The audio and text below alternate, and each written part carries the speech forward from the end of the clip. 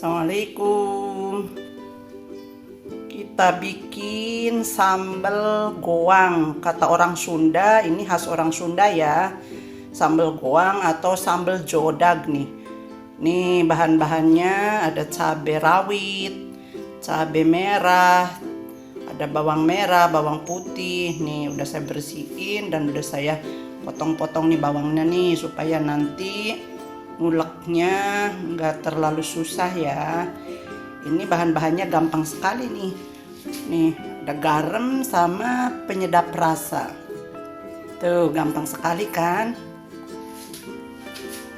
Sambal goang atau sambal jodak ini khas orang Sunda ya. Tuh bahan-bahannya. Sekarang proses menggoreng ya atau memasak ya. Nasi nih tinggal masukin cabai merah, cabai rawit sama bawang merah, bawang putihnya ya, digoreng dulu ya. Masukin. Nih bahan-bahannya udah mateng nih. Tuh. Tinggal masukin ke cowetnya nih. Ruk aja begini ya ibu-ibu.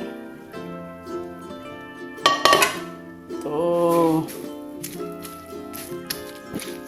Tinggal diulek nih.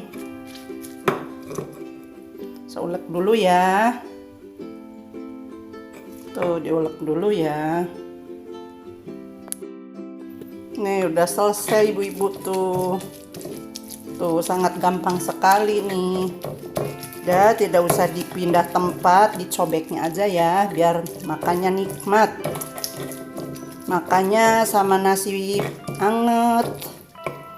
Tambah goreng tempe, goreng tahu atau pindang bandeng atau goreng bandeng ya. Atau lalaban, kubis, timun boleh. Tuh. Udah selesai ibu-ibu. Sambal goang atau sambal jodag ala Eyang Ino khas Sunda. Silahkan mencoba di rumah ya ibu-ibu. Assalamualaikum.